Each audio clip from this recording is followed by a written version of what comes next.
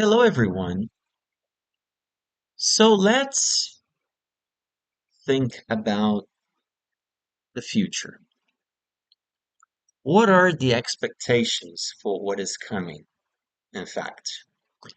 Um, could it be that if we were to get in a time machine and go forward thousands of years, would we see something entirely different than what we currently see today in our modern civilization? And I have to say that based on philosophy, evolution of science, the evolution of thought, what led us to the modern age, what led us to all the advances in science and technology in the 20th century and in the centuries prior to that was a different mode of thinking. The future may hold a lot of surprises. In fact, um, with all the computers that we have in our modern world, there will be definitely computers in the future. So, what are really the expectations? What could happen? Well, first of all, there's going to be a huge revolution, possibly in the 21st century, that will be a cornerstone for a new way of civilization that has to be different from how it has been for several centuries. I can see humanity, if humanity succeeds in the next decades or centuries, and if we remain here as a world civilization, the values will change. How are we going to look like in the future? How will be our relationship with computers? I can see us being very helpful with one another. I can see a truly futuristic society, a truly society that is very advanced. There won't be any divisions among us.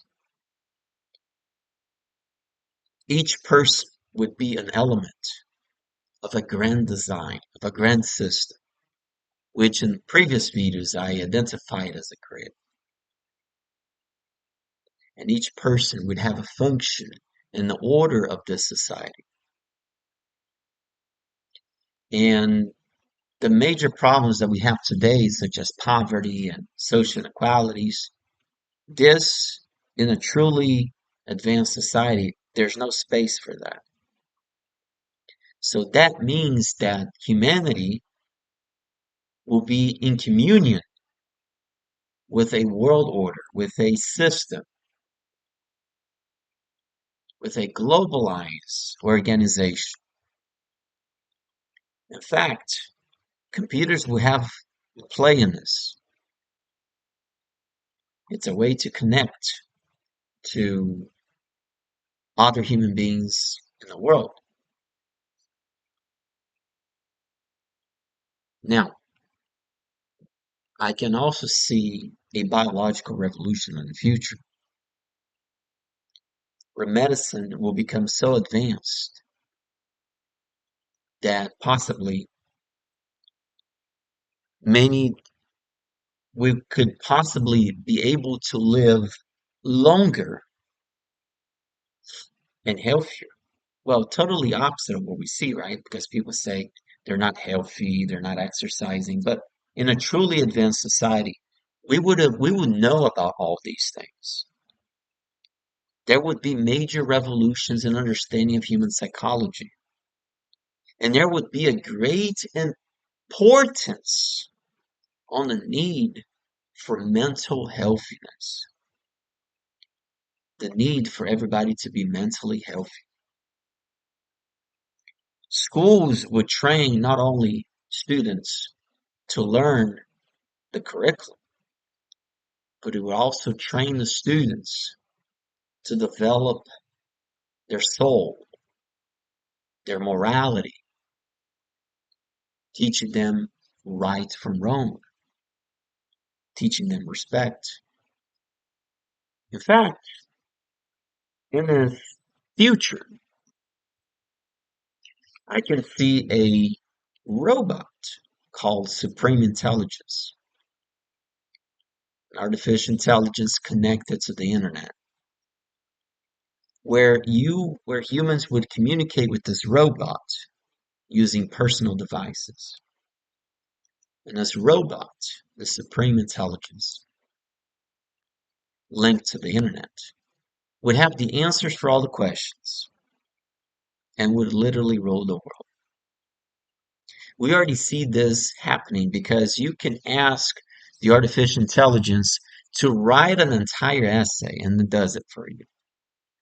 In the future, humans will maybe find the need to connect um, world governments and education to these databases, allowing information for the benefit of all humanity in the way that these computers will generate a new form of civilization. And then by then, humans would have understood the need to develop their soul. What does that mean? Is that I can give you an example. A truly advanced society thinks different. Because, for example, let's say that you have a disease, and in today's world, the solution for the disease is a surgery. But then a society in the future will discover that the disease could have been prevented with some vitamins, with some exercise, with some ways of behavior. And for those that are sick, they provide a treatment that is different because things evolve, things change. They still might do surgeries in the future. Of course, surgeries, I think, will always exist. But there will be a revolution in our ways of thinking, in the way we identify ourselves, in the way we relate to technology, in the way that we're united as a one world civilization. So things will probably change. We just got to give it some time and try to do not something crazy. Because even though I'm pro evolution, even though I'm pro scientific revolution, we can connect to computers by typing or using it. But I am personally totally against connecting my computers, connecting myself to computers by connecting my brain to it or putting a chip inside my brain. That I'm against. But let me ask you a question. This is funny, okay? In pop culture, people claim they've seen UFOs, people claim they've seen aliens, right? Fine. Um, I don't know if they exist or not. Possibly not. It could be all fake. But one thing to point out, if these aliens are coming to this planet, it means they're more developed. Let me clarify myself. I'm not saying this UFO, these aliens are true. I'm just looking at it philosophically. Don't get me wrong, because this is a very delicate situation. This is a very delicate topic. Like people could say, "Oh, this guy, has lost all reputation with me because of what he's saying. So I don't believe in aliens. But have you noticed that all of these aliens that people think or say that they saw and stuff, they were aliens who didn't even wear clothes. They were like naked. Plus, another interesting thing about these alien descriptions, they come in flying saucers and stuff. But one thing interesting about these aliens is that they seem to be completely organic. What does that mean? They're not cyborgs. These aliens are not robots. These aliens don't have chips in their brain. They're just a being. Well, bald, big, black eye. They're bald, big black eyes, big head. Usually can be very low in height.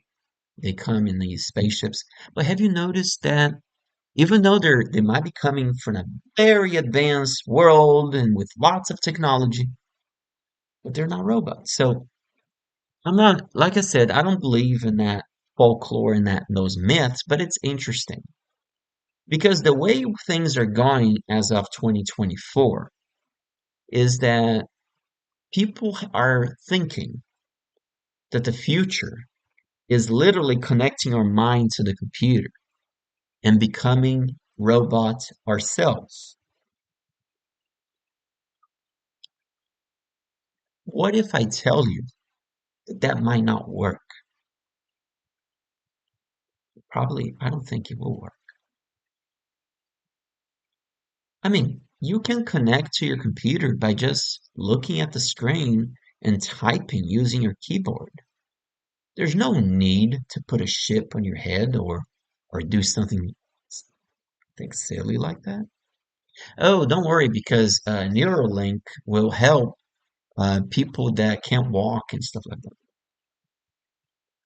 So, but there's got to be a way to inject chemicals to do a treatment in that person's body, hormones, uh, a treatment, completely medical surgeries that could resolve the issue without having to connect that person to a computer so that the person can move their legs and things like that. So that's what I'm saying. Sometimes we think that the solution for a problem is one thing, but possibly the society in the future will think, not a good idea. We would rather do it like this. Because if we become cyborgs, if we become half human, half robots, I'm telling you, that will not work. We can evolve, we can connect to computers, we can have artificial intelligence, we can have robots, but we cannot be the robots. We cannot be the robot. We can have robots. We can have cars. We can have computers, but we cannot be the computer. That's what I'm saying. So I think eventually the people in the future will come to this realization because this Neuralink thing could actually end up being proven a complete failure. It might drive people to insanity. Plus the fact that in other videos I'll explain how space travel could possibly be in this world. And of course, if aliens exist in the future, we might be able to have a first contact. Now, is that likely? I have no clue.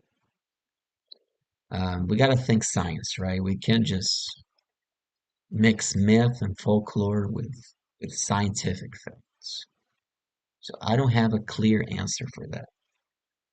But for sure, the future holds many surprises and many revolutions, leading us, hopefully, to a golden age. Thanks for watching.